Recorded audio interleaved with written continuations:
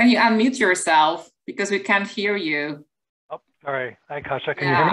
Oh, you're not Kasia? Yeah, now it's working fine. Oh, okay. I'm Ola. Okay, I'm not Kasia, I'm Ola. Hi, Ola. On behalf of Pearson, I would like to welcome you to Pearson Educational Forum for Private Language School and Tertiary Teachers, Teach for Success. As I said, my name is Ola Kiełtuska, and I have the pleasure to introduce Dr. Bill Bonk, who's the author of today's training.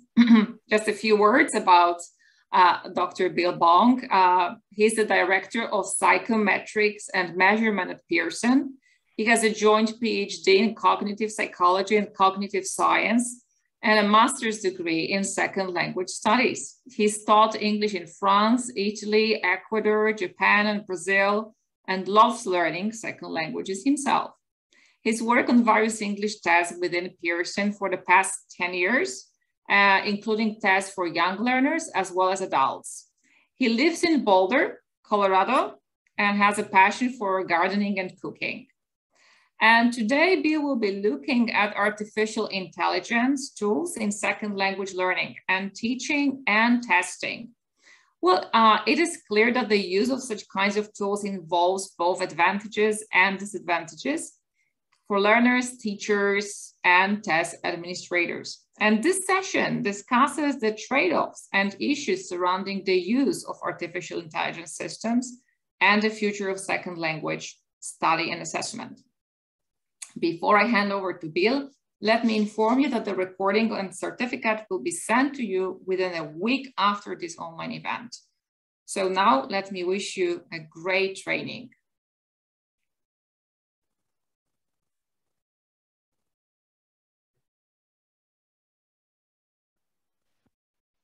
All right. Can you hear me all right? Yep. Okay. And you know, I'm trying to show this in my presenter view. Okay. Oh, hang on a minute. We don't see any slides yet. You don't see any slides. Okay, hang on just a minute.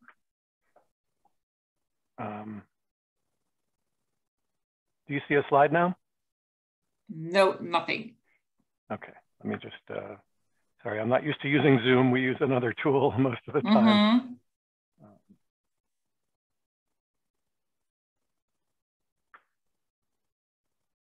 But I saw the slides before. Yes, I'm doing it a different way now. Yeah, all right.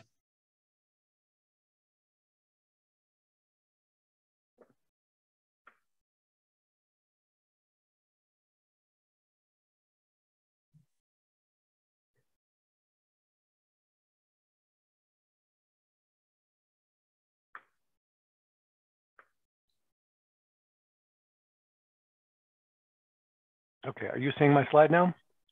Yeah, but also presenters' notes. Also the notes. Okay, let me just, I'll just change it to another way.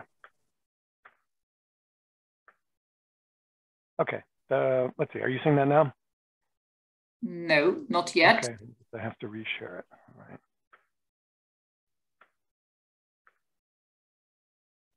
Yeah, now I see this. How's that? And how many people are in the audience? I see a 29 number in the chat. 112. We've got 112 okay. Attendees. Okay. Okay. So hi everyone. Sorry, I'm not used to using Zoom. I'm going to be talking about artificial intelligence and sort of the future directions of what we're doing in Pearson. In some cases, quite early stages, but I'm kind of reflecting back on some of my career where I've worked in various different fields and had different perspectives. So when I started out, I was an English language and French language teacher for more than 10 years, mostly outside of the United States and other countries, as my bio stated. And so I acquired a certain mentality about learning languages and about teaching them. And I then went to graduate school and started learning about the theory of second language acquisition and second language instruction and testing. And then that kind of led me down that other path of more research and assessment. And then I also went to a different graduate school and studied like cognitive psychology, where I studied learning and memory. And now I work again on sort of second language test design, but with some of these new perspectives. So I'm going to try to bring some of these together in my my kind of retrospective and prospective about where we have been in second language acquisition and where we're going. So I'll start kind of just by talking about the big changes that have happened in the world over the past 30 years or so with the advent of the internet. And the change is so dramatic. And of course, all of you have experienced this, but we've also experienced it a lot in language learning, assessment, teaching materials, and all of the rest of the stuff. So I just wanted to bring out just like a few of the points of things that in the past, we would have had to use other people for if we wanted to know something. You know, in fact, my father still tells me how to get to places by turn, telling me and expecting me to write it down or something, you know? So obviously we use things like tools like Google and the Apple or Google Android voice recognition systems to get information. And suddenly over the past 25 or 30 years, we don't need other people to give us information about a lot of these things, and we can find out a lot of it ourselves. So this has really changed the background of us as learners and teachers as well. So these are just some examples of things where 30 years ago, you would have had to go to an encyclopedia or something like that in order to, or another person who really knew about it in order to answer any of these questions. And now we don't need other people for these things. And in fact, we probably trust Google or the internet more than we trust other people, because if you want to ask someone how to say something in Uzbek, they might be very good Uzbek speakers or maybe not. And so Google tends to have the right answers more often than random people, right? As I was kind of preparing this, I was looking for a picture of encyclopedias, and this is the Encyclopedia Britannica, and people used to buy these in order to have that source of information. Notice that the reason that this was up on eBay is because people were selling it as a staging home decor. In other words, to like put on shelves as they're selling their home to make it look decorative and to make it look like a smart person lives in the house or something. So it's not even used for the knowledge that's in there anymore. It's just decoration for the shelves as you're trying to get a good price on your home. And I think this is really emblematic of what has happened and the huge transformation that has happened in the world that we've all been a part of. Now, if we think about languages, however, language hasn't really changed that much. It's that background of the sources of information that we have about language that has really changed. Now, language is still incredibly hard to learn. Many of you know these things, so I won't go into great detail about them because you've experienced them firsthand. If you are a second language learner of English or a user of English, and you can understand what I'm saying and process it accurately, then you're in the top 1% of language learners in the whole world.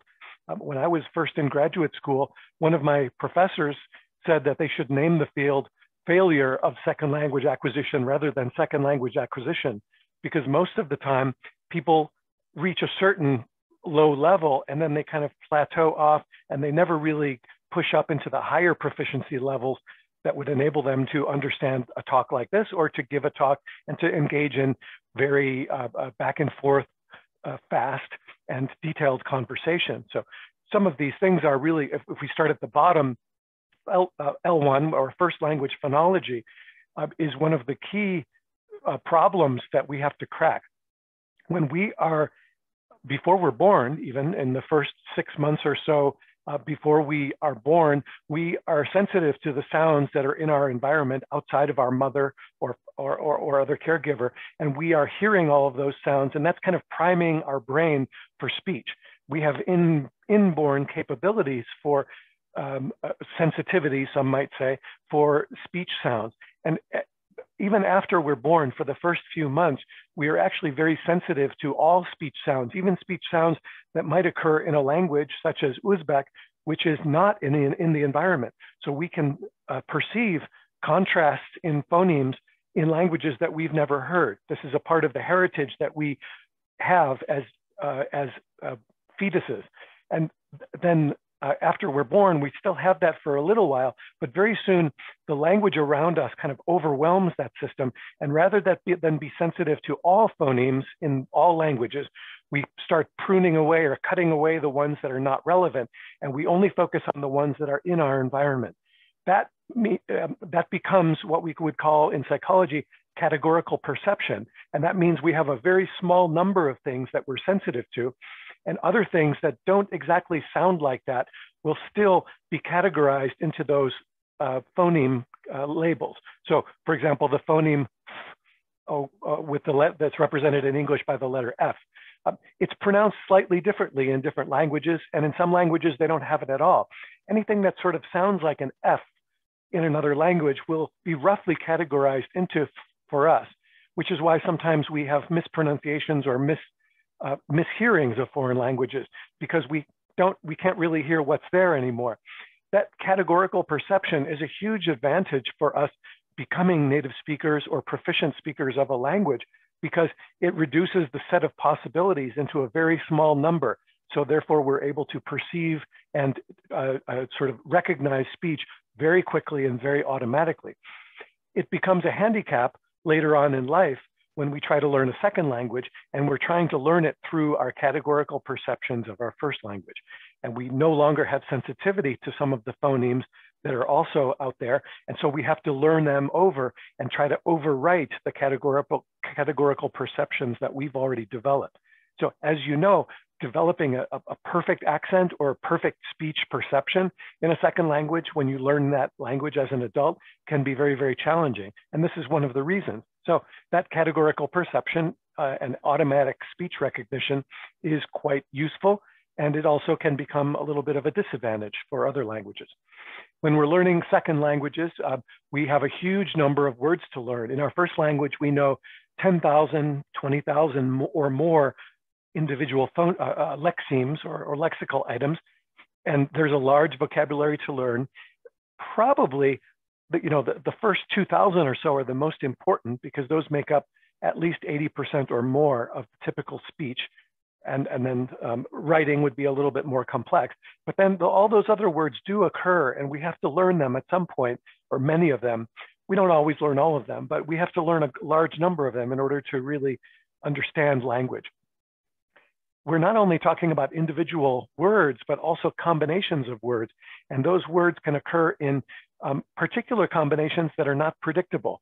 So we say strong coffee in English to say a kind of coffee that has a lot of flavor, that's very thick or dark and has been brewed with more coffee than weak coffee.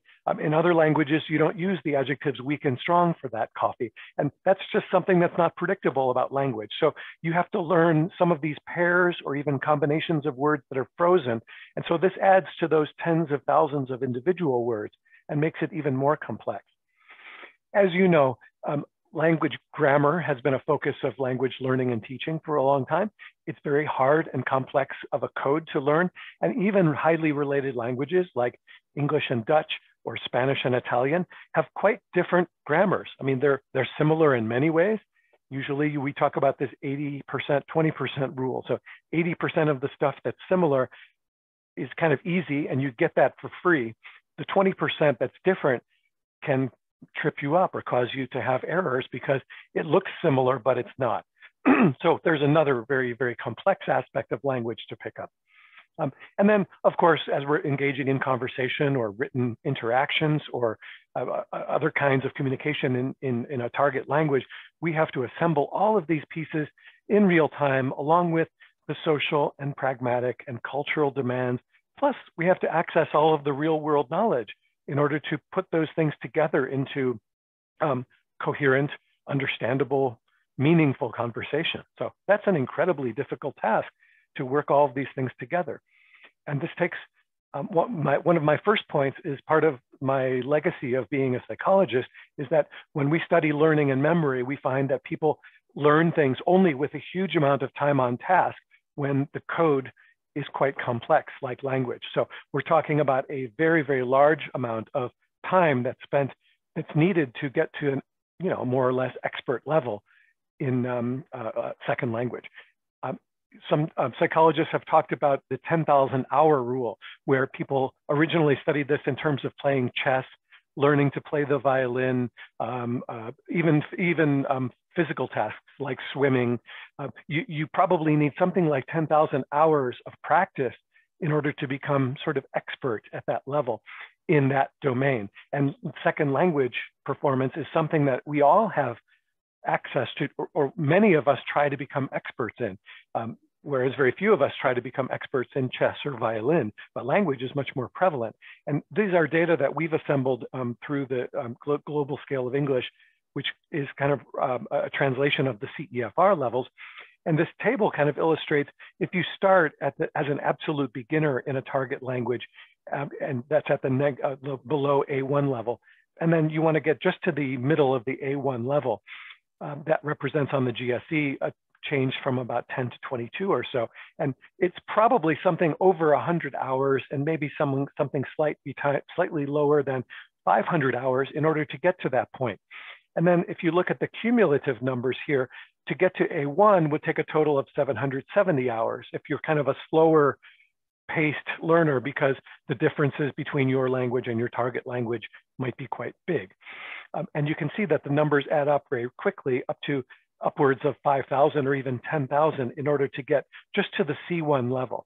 So we're talking about a large number of hours that are required. And as a language teacher, I know how much time people spend in classrooms, and I've also, as a learner, spent a lot of time myself studying second languages. So I think we all have observed many cases, and many of you are examples of this, where you've been very successful in mastering a second language. And we know that these are some ways that are frequently associated with very high levels of performance in a second language. So living or studying abroad. And for me, at about 6 months seemed to be like a changing point from where I was learning and where suddenly it went upward. And I felt like I was really deeply learning it and becoming more automatic in it. And so it just takes a tremendous amount of time, effort, frustration in order to even hit that 6-month point. And then you're on an upward target again. So then it may take more years, but probably within about 1 year or so, some people can become quite proficient. And that's a kind of naturalistic approach. You know, that informal language is very important. Instructed input has been shown to be also very important for people learning certain aspects of second languages that are difficult to learn just by naturalistic acquisition. Of course, having a native speaker, boyfriend or girlfriend, or other close friends, they are these frequent sources of input and informants and feedback devices that give us a huge amount of boost above and beyond what we would normally encounter, because they're very patient and very interactive with us. Of course, like frequency of communication with real life tasks, being put in a place where you feel uncomfortable, where you don't know what you're doing, gives you a source of feedback, of new input, and maybe about things that you're not doing in the same way that other people might do in terms of pragmatics or language. Frequent or compelling engagement with others. We know that this really boosts your motivation because, frankly speaking, we don't want to sound like children when we are adults speaking our second language. We may start that way, and we can tolerate that for a while, but many times we want to feel like ourselves. We want to feel like we speak like the educated adults that we are in our first language. So we want to get to that point, and that can be a source of frustration and motivation, which compels us to learn more and make more progress as much as we can. I found that observing and listening to native speakers was a huge benefit. It's not just being in the classroom with other learners or the occasional conversation with a teacher or other native speaker, but it needs to be quite frequent. And of course, being young helps, because our brains tend to be more adaptable to learning language earlier on. We are less busy, we're less stressed out about other demands on our time and our efforts and concentration in life. And we probably just have more free time. So these are all things that contribute to great proficiency in second language. And of course, we all know many of the things that contribute to not having great proficiency.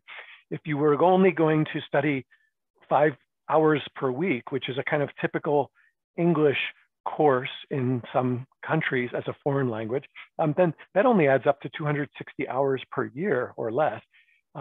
And that's certainly nowhere near this 10,000 hours that we were talking about that you really need. It's not even getting you close. So we know that you need a lot more input and a lot more focus than just those 5 hours per week. In the past, we've explored a lot of grammar-based syllabuses in books and in teachers' curricula. that focus on accuracy, and we've known for many years that that is not a great way to boost someone's proficiency, because it focuses too much on forms rather than focusing on form, and rather than focusing on communication. In many cases, teachers like me have put emphasis on things that were easier to test at the end of the semester, at the end of the quarter or something. And so because they were easy to test, people studied them more. We as teachers focused more on them because we could show that people were achieving greater gains, but that doesn't mean that those gains would translate into true proficiency or actual communicative language ability. And that kind of relates to the idea of achievement testing as well. End of the chapter tests, you can study for them, you can memorize the material, and you can get 100% on that test, but that doesn't really show that you've completely and accurately and deeply learned all of the material that was there. You may have learned it on a very surface level. Getting kind of to a bigger level, teachers, textbooks, curricula, we have often kind of said that we are going to guide your learning. We're going to be the ones who are going to have you follow our plan, and then you as a learner will learn the language more quickly and more efficiently. And in many cases, that's not really the case. Learners have a kind of internal syllabus, and they're learning at their own pace. They're learning things that they want to, or that they're able to learn at that time, and they don't learn many of the things that we would like them to. So that textbook and teacher guiding to learning can sometimes work, but it's not, certainly it doesn't work across the board. We know that opportunities for group conversation have been provided increasingly over the years. I, as a teacher, would often have a lesson and then put students in a group with a task, and I would ask them to perform that task. And often what I'm kind of hoping is that they are doing it and learning something in these groups, but I, as a teacher, can't really focus on all the groups at the same time. In some cases, what they're practicing or what they're doing may not really be in any way efficient or effective. In some cases it is. So it's not a perfect system. It's just like put them into groups and hope that something good is happening. And in some cases, you can maybe give some feedback or refocus the groups where necessary, but it doesn't work 100% of the time, obviously. And finally, we know that test preparation has been a very frequent strategy for people to use, and people even would pay a lot of money for classes that would prepare them for a particular standardized test. And it might give them good strategies, and in some cases they might learn more language, but it's often not very good at doing any of those things because it's focusing on too many things at the same time. So these are all aspects of how second language learning can fail or cannot go forward as you would expect. So I think we've actually made a huge amount of progress in the area of listening comprehension. And this wasn't by design in many cases. I think it was sort of accidental. And it came along with this theme I started about. I started off on talking about the internet and how that's made so much information available to us as an outgrowth of just the building of the internet and how much people have contributed toward that.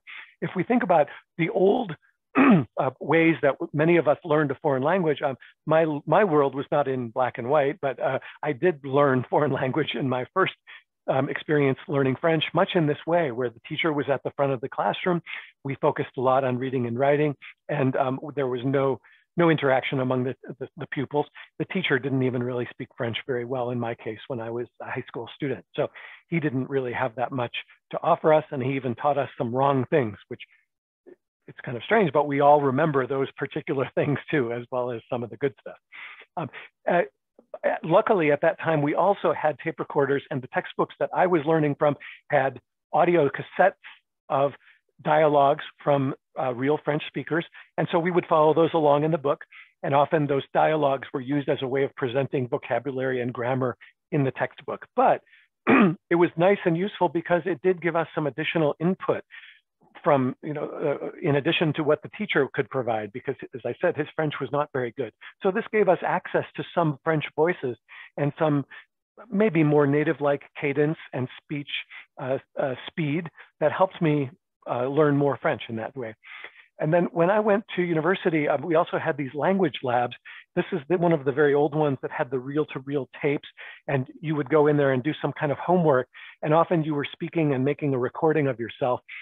And very many times the teacher didn't actually listen to what you were saying. It was sort of like an audiolingual method exercise. So you were recording it. Sometimes you would listen to yourself, but often you were just speaking to no one at all and no one was listening. So it was better than not ever speaking at all, but it was kind of limited. Then came very rapidly after that came the VHS and beta videotapes, where suddenly we had access to things which were from other countries. And when I was growing up in Chicago, I didn't really have access to any French media. There were no French radio stations or television programs or movies even on television that were in French. So I had a newspaper once that somebody gave me, and that newspaper was the only authentic French input that I ever had. And then suddenly we had VHS tapes and we could watch movies in French with English subtitles, or in English, maybe with French subtitles, whatever you wanted.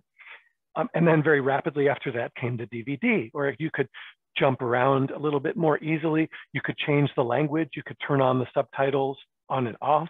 And so, and a much wider variety of things. Excuse me. And finally, we got to the era where people had access to a great number of things. And many people have told me that programs like Friends really helped them to get access to something that they really found interesting, motivating, funny. They really wanted to learn it. And people focused on this program in many cases, and they seemed to get a lot of listening comprehension from it, even though it was not designed as English language learning material. It was a sitcom or situation comedy that was produced in the United States in the mid-1990s. So people kind of like found what was useful for them, not because somebody else was guiding them there, but because they were guiding themselves there. And now we entered this kind of YouTube, internet connected world where you've got an infinite amount of second language content, like Friends, or if you're not into Friends, there are thousands of other programs that you could watch that you might find as interesting and motivating as what some people have found Friends to be. In my case, when I was learning Japanese, I used to watch a Japanese soap opera, and I was, again, recording it on videotapes from the TV. And it was my only way of like slowing the world down and being able to then like focus on little pieces of it and think about it and hear it again and again and again. And so now with YouTube, we can do that very easily. I was actually recording it and going through those videotapes with an informant friend of mine who would help me and explain things to me. But now we have obviously the YouTube and many other places where you can get this content. And you have, of course, the subtitles and translations I've already mentioned. You've got content from your first language, and you could watch a translation of that into your second language. So you've already understood the content and the meaning of it. And now you're probing that second language input in order to figure it out for yourself. Or you could get it from the subtitles, for example. And amazingly now it's free. It's available on your phone, on your computer, on a tablet. So it's available virtually everywhere that there's an internet connection or a cell phone connection. So amazing compared with where we started in life in listening. And as I mentioned, replaying it, slowing it down, stopping it, listening again was a key component of that. So listening really got a big boost from this. And at the same time, the field of language teaching and testing and learning also kind of progressed too, where listening was no longer seen as an activity to push vocabulary and grammar toward you from the textbook. They were not dialogues that were using this vocabulary in order to force you to learn it. It was actually now a real tool for communication, because we need to be able to listen to things, in some cases, things that are quite complex, that were made for native speakers or by native speakers like Friends, and that we're now probing for that content. So when we're living in a foreign country, we have to understand things that sometimes are beyond our comprehension. We have to be able to sample from them and at least get some meaning. And so listening has now become a much bigger task, where we're not just focusing on understanding that vocabulary or that grammar or that dialogue, but we're thinking about it as a communication task all by itself. So all of this process of the internet content has taken over our listening comprehension and has filled in a lot of the gaps that existed in order to finish that 10,000 hours. People are really taking advantage of this by self-access. And so some of the keys to developing that listening comprehension are, as I mentioned, time on task, the self-directed learning where people are finding things themselves that they like and focusing on them rather than focusing on the stuff that a teacher or a school might push to them. That repetition and recycling I mentioned and is very important. Novelty is important too, but you don't give people as a teacher a different show every week to watch. What you need to give them or what you need to ask them to find for themselves is something that they can dig very deeply into.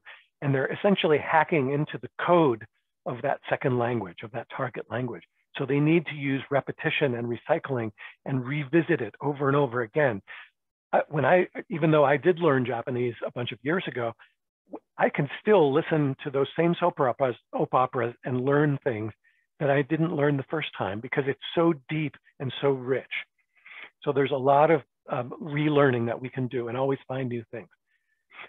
As formative assessment, this is very important because we want people to get feedback and not always be listening for a purpose that has a kind of higher consequence or is for a grade or some other higher stakes purpose. And then we want people essentially during their listening self-directed learning to focus on the high impact areas of the target language. And I would say that these are extensive, authentic phonotactic input. So this is language that was made for you as a learner, that was simplified or slowed down. In some cases, that's good stuff, but also stuff that is natural conversation that was not manipulated in any way. So it's very authentic and it gives you the input that it will enable your brain to connect speech and to recognize speech even as it's really spoken, not in a just very planned out or pre-formulated way. And that's the connected speech aspect that I was just mentioning. And of course, we want to have all that frequent vocabulary. We want people to make sure that they're learning the most frequent vocabulary and not ignoring that because they want more novelty. They're going to learn new words. Well, if you don't know those first 2,000 words, learning the next 5,000 may not be very important or a good way to spend your time. Now, if we think about all of these aspects in listening, they are sort of being addressed by people both in classrooms learning from curricula and textbooks and from people self-directing their own learning on the internet using YouTube. In speaking practice, I mean like guided practice, we have very few of these things. We're not really accessing them.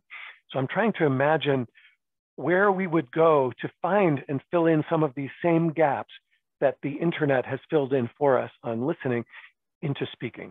These are this is sort of the status quo or the current state. So we have some opportunities for extensive conversation. Of course, with YouTube and many other systems, we can interact with people virtually, especially over the past few years. Many people have learned how to do this. And I think that has given us a lot more contact with other learners or native speakers of our target language than we ever had in the past. But still, it's not very complete. We have more opportunities for feedback, but it's still quite limited. And we have a lot of opportunities for recording or listening to ourselves because it's very easy to do on computers and phones, but we're still missing a lot of things here. What are we missing? We're missing things like unlimited conversation practice. And when I say unlimited, I mean not just with that friend, boyfriend, or girlfriend that you would have had in a foreign language environment, but something like an interlocutor, a computer that never gets tired, that never feels like it's judging you. You can do the same thing over and over again and try to make it better or try it in different ways and be free from the feeling that somehow you're not doing it right or that people are judging the fact that you are making errors or that you're not doing it perfectly. So I'm not saying that this is a perfect substitute for a human. I'm saying it's a gap that we don't have that would be filled by computer-based bots or chat bots or conversation partners that can really help us in great ways. As I mentioned, they're not judgmental, so they never get tired and they never feel like we never feel embarrassed that we're not doing it or that we've made the same mistake over and over again or that we haven't been able to act and speak like the educated person that we consider ourselves, right? So that the machine is free of that.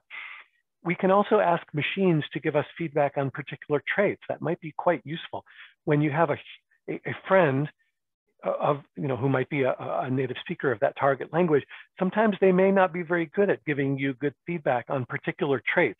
They focus on things like grammar when maybe you're not that bothered about the grammar. You really are focusing on your pronunciation in that case. And people are not always very good at giving you feedback in the kind that you want. They will give the feedback that they are sensitive to. A computer interlocutor can kind of like help us understand all of our strengths and weaknesses, not just the particular ones that we think about or that our human friends think about or our teacher, but it's a very good system for understanding the whole picture of where we might have strengths and where we might have weaknesses or gaps. In something like vocabulary, for example, we all have gaps. I've been studying French since I was, 14 years old. And I'm always surprised to discover a word that's really in the top like 2,000 most frequent words that I don't know, or I don't know very well. I didn't know another meaning of it or something. So this kind of system is very good at exposing those gaps to us and having us then be able to figure out how to fill them in ourselves if we want to.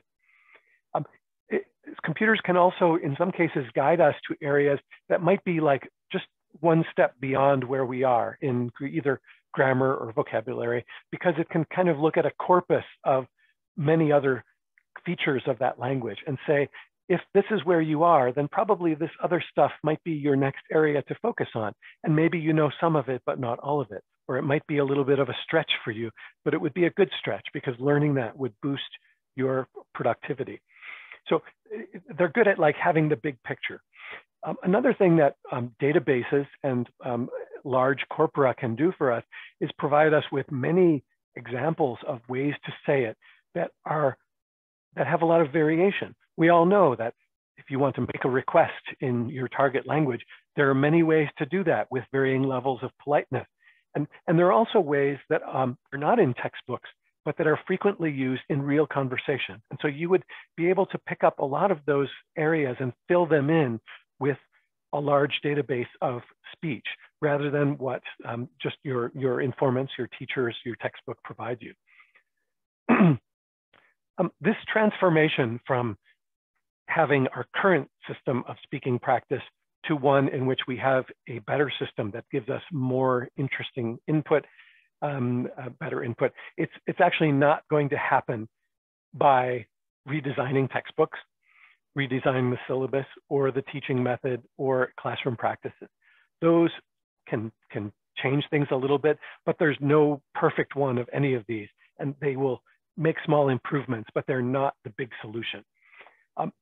By the same token, there's another thing that I've been kind of involved in. My advisor was Alice Healy, and I worked in a lab in psychology where we were trying to maximize learning through learning science. And the three areas that we were often focused on was efficiency, durability, and flexibility of learning. And often we found that if you increased your efficiency of learning, you decreased your durability or flexibility, and vice versa. So it's like a trade-off, and you can never get all three. So learning science is not going to be this big transformation that will make us all super learners and not waste any time. It's simply a promise that's not going to happen.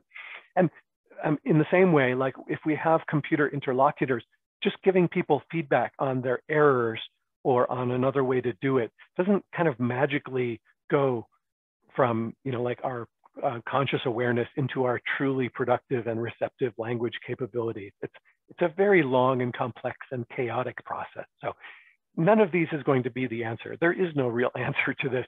I think the answer is to provide people with the opportunities to self-access all the information that they want, like I was talking about for listening, but also do that for speaking as well, so that people can focus those 10,000 hours where they really need to. So in listening, this has mainly been a bottom-up thing, as I mentioned. So people going around the teachers and textbooks and accessing their own content through the internet. And in general, what we're now seeing is that that's a very productive area, and that's what I'm calling a bottom-up one, where learners themselves are going out and finding the stuff that they want to do. We can also provide top-down information as teachers, as leaders in learning, by helping people to squeeze out these inefficient approaches. Not that we're going to give them the perfect approach, but we can say, okay, if you're trying to learn a vocabulary, writing that word 300 times on a piece of paper is probably not a very efficient approach to doing it. And we can suggest better research-based approaches. So we can at least be guidance in helping people to figure out what might work for them and what is probably not going to be a very efficient way of learning things.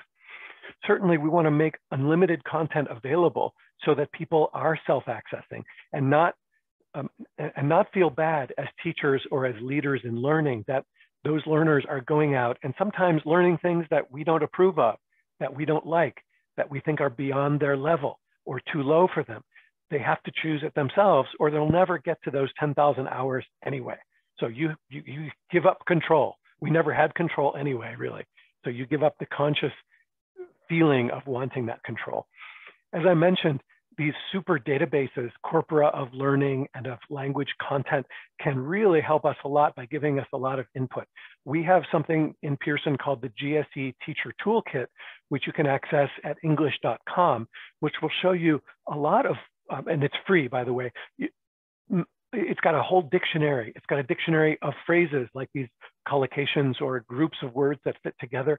It's got them all labeled by GSE level and by level at CEFR. Some are for adults, some are for kids, some are for different kinds of semantic fields or areas of vocabulary. So you can just explore all of that and kind of find things that maybe you think are interesting of where you would like to direct your own learning. Another thing that we know about is something that's called the testing effect.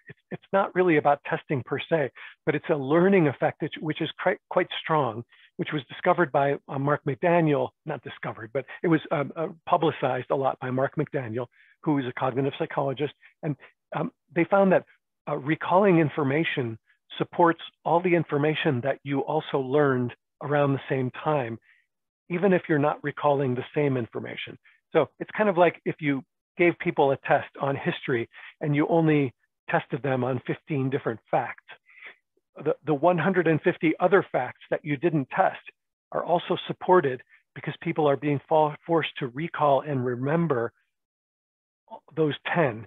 So it supports the learning of all of that. It kind of strengthens the connections in the brain among all of the learned items. And it's actually stronger than studying those items again for some odd reasons.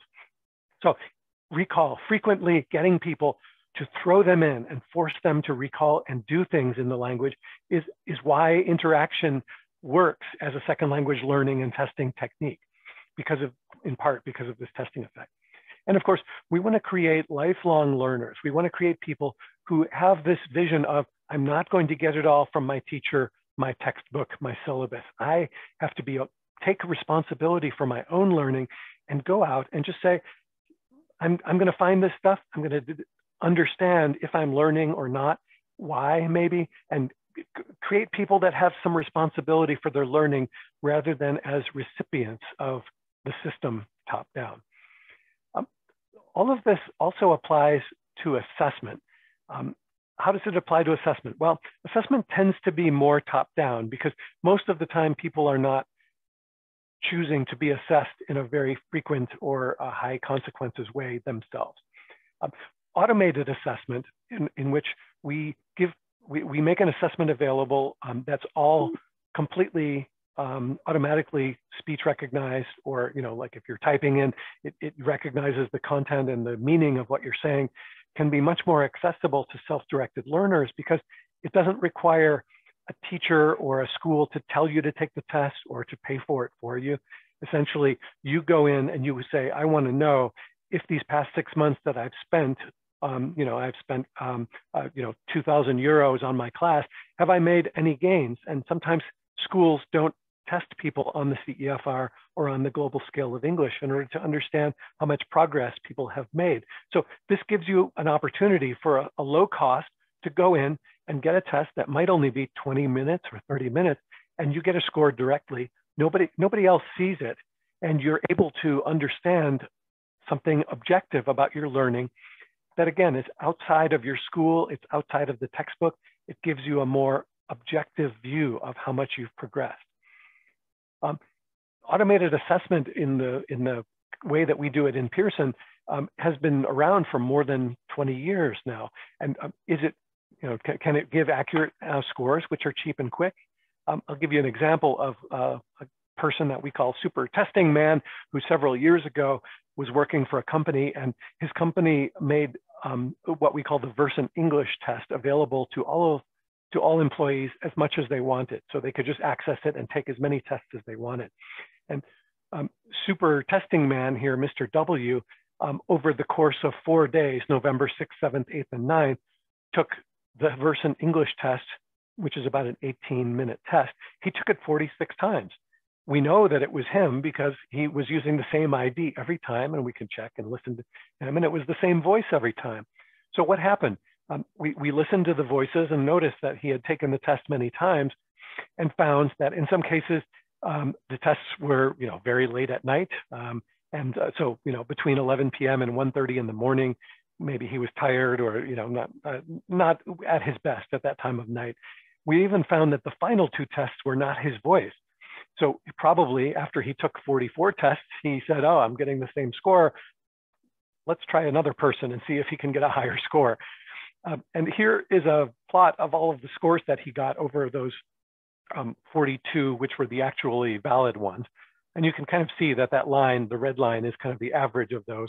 And so his score was virtually the same over all 42 test occasions. So the automated scoring and the speech recognition system that we have in Versant gave him approximately the same score every time. And he scored between a 47 and a 57 exactly every time that he took the test, when it was in the normal hours and it was not a different person. So, he took 50, over 55 hours, he took all these tests. And as a result of the beginning score of 55, his final score was a 56. So not only was his score consistent across all of these occasions, but also he didn't learn much. He didn't really learn how to take the test better and to crack it and to get a higher score just from being strategic. So he actually got about the same score every time. So we have this kind of automated system in many of our tests in Pearson. We also use it in automated writing. And this is a system we call Write to Learn. I won't go through all the details of this slide, but essentially the idea is that it's an automated system that students in high school, for example, would they would write an essay and they would get feedback from a machine scoring algorithm on things like the content, the punctuation, the spelling, the grammar, many aspects of the writing without the teacher being involved.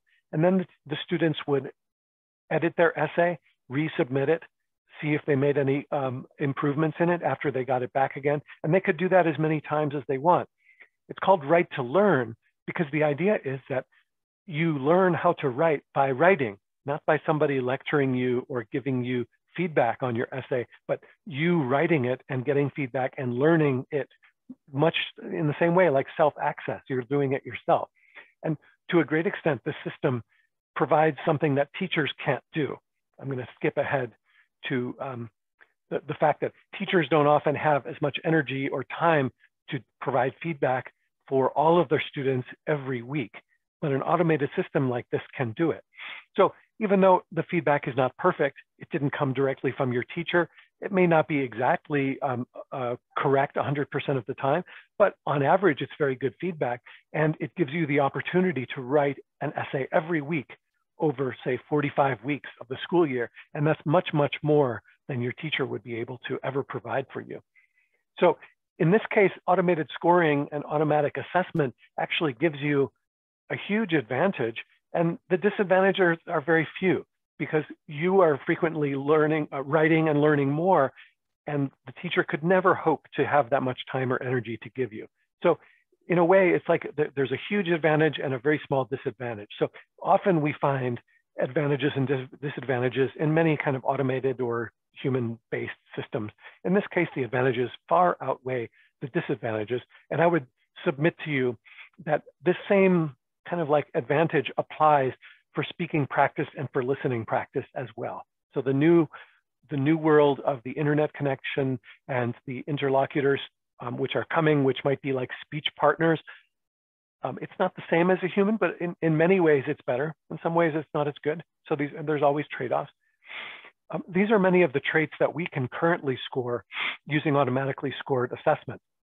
On the written side, you can see we're not just really scoring basic things, but we're actually looking at the organization of the ideas, the style and tone of something like an email. You know, is it polite enough? Is it, is it friendly enough, et cetera? We have all of these areas that we can score automatically. And we also do similar things on the spoken side, where we're not just looking at the words that you said, but also the way that you said them in terms of pronunciation, intonation, fluency, also intelligibility. So we have a lot of things that we can bring to bear to this, not only to the speaking practice, but also to assessment. As I mentioned, there's always trade-offs, and human raters are seen often as kind of the gold standard for a lot of these kinds of assessment systems. And human raters have a huge number of advantages here. They're obviously, most humans are kind of like brilliant supercomputers at language, and we can do things that computers cannot really hope to do yet. We have all this intuition that's built in that kind of like is very flexible, and of course all these other aspects as well. So human raters are super performers in a lot of areas, and at the same time they also have some disadvantages. Human raters take a lot of training time if we're doing an assessment to get people to score accurately and consistently. That takes a lot of time and effort and money. So it's expensive. People also have kind of subjective biases toward accents and social class and gender and age and skin color and many other things that are just a variety of all of the baggage that we bring along to any interaction that we have as humans. And sometimes we can't get past those things, and we can't be trained out of them either. Interlocutors, as I mentioned, sometimes give a sort of nervousness or anxiety to the person taking the test. And computer interlocutors don't provoke that same kind of nervousness all the time. So again, it's a trade-off. And we know that computers can be very good at comparing students to one another in a way that's consistent and accurate. Humans sometimes will compare you to the person who previously who came right before you, or to the other people that they saw this morning. So it kind of like things can shift over in that comparison zone toward the more recent activities. And computers don't have that problem, so they can compare your performance as a test taker to everyone else in the database, not just the ones that happen to be next to one another, either in space or in time. Humans often have trouble with absolute values. So we often kind of like have this sort of halo effect where we hear a few grammar errors and we think that that person's skill might be lower, or because of their pronunciation or fluency, we think that their grammar might be lower. So there's kind of these effects which are, which kind of humans are, it's an outgrowth of our intelligence, and it groups things together. And computers are much more able to separate these things out effectively. And of course, there are human factors related to boredom and hunger and being tired and being bored or being sick of doing something, and that results in kind of unreliability. So, again, there's like trade-offs here. Using AI has removed some of these trade-offs, or kind of like points things toward the advantages that I've mentioned. And of course, AI has some disadvantages as well here on the red side. So it's not truly interactive or personal because it's not a human. It can feel that way, and it will increasingly feel that way. Speech recognition, as you know, if you use your phone or other kinds of devices for doing speech recognition, it works pretty well sometimes, and it's not always accurate. Humans are not always accurate either, but I would say generally humans are more accurate than computers at this point in our technology. The task design has to be kind of constrained in order to keep speech recognition more accurate. And so, you can't just shift from one task to another very flexibly using a computer system right now. And that's the human responsibility or the responsiveness and flexibility that they can do. Computer training data can produce bias, just like humans are biased in some ways.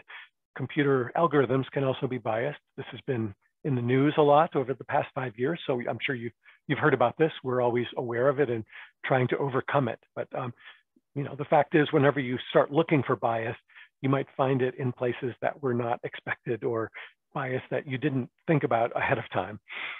So, you know, there are these advantages and disadvantages. So I think I'm just about out of time, and I'm not sure if there is a system for addressing questions, but I'm happy to take any questions or feedback from you in the last few minutes. Okay, if there are any questions, can you just let us know? There is a question actually. Some students have some students have arguments for not learning a language, saying that they can always use their mobile phone, and what to do then. Okay, let me look at the question. Not learning a language. Oh, so instead of learning, they would use their phone to make a translation. Yeah. You know, I think it's very difficult to convince people of things that are different to what they really believe. When I was a teacher, I vowed not to spend too much energy trying to teach people something that they were not trying to learn. So I know you have a difficult task doing that as a teacher. I've experienced it myself. In some cases, that's probably an impossible thing, and it's very difficult for you to convince people of an attitude like this. Maybe they might learn it themselves by feeling that when they go to a place where that target language is spoken, that the phone does not give them that kind of useful interaction or the human connection that they really need, that increasingly we are looking for in this internet age. So I see the computers as a tool that all of that like practice and internet-based learning and input, I see that as preparation for my making friends, communicating with people directly. And so I value that. If people don't value that, it's very difficult to convince them not to value it. So I think it's a tough problem. I don't know if there's a good solution for that. That's probably outside of the artificial intelligence realm and more in terms of learning and motivation and pedagogy. There's one comment which says, I have students saying that he learns a lot from the internet rather than in the classroom, but he's active too in the school. So yeah, okay. So I'm not sure if that's a question, but I think that's an observation. Yeah, it's a comment rather. Kind of the same thing that I'm saying. 95% of the learning will be outside of the classroom. So, you know, as teachers, we have to focus our energy on what we can do that's special and different and effective.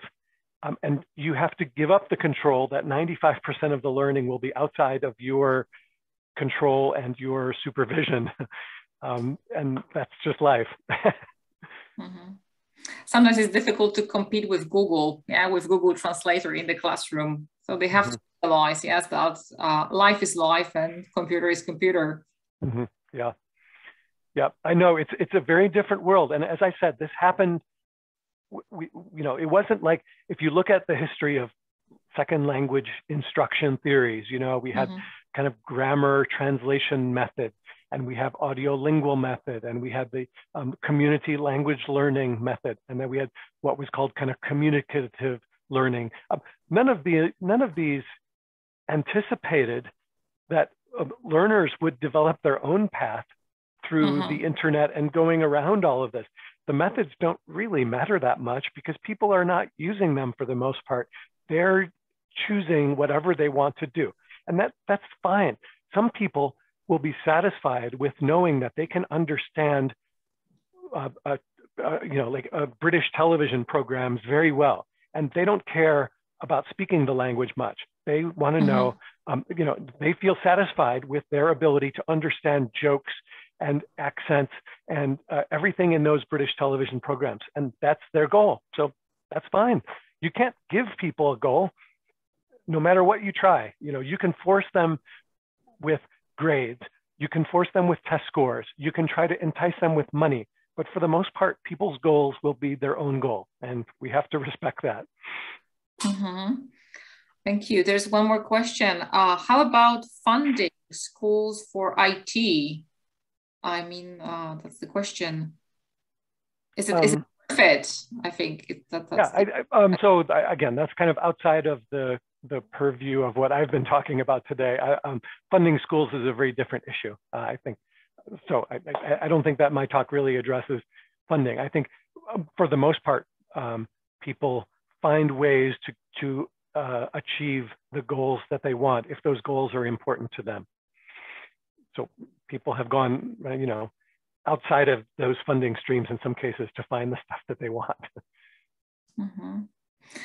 There's a comment you know what, and I'm sorry, I've got to go because this is okay. I have another meeting, unfortunately, but thank you so much thank you very much. Thank you for attending today. I really appreciate your attention, and feel free to contact me for if you have further questions that we weren't able to address in this talk.